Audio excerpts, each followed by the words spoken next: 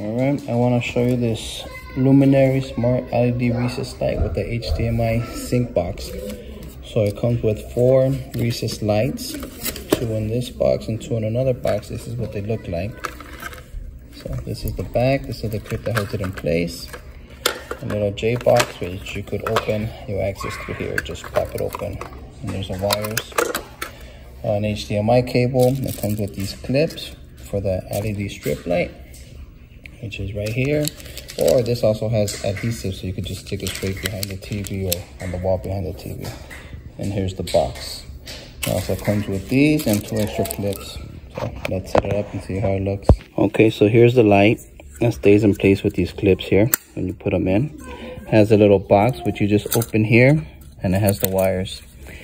These are breakable, so you could break off one on each side. I broke off this one. They just bend. So there you go, pretty straightforward. The white cable here, the ground here, and the black, you just push it in and it locks in place.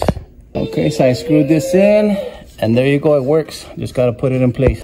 Okay, just pinch these back, put it in place.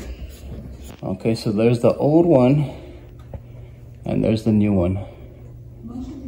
You can see the difference.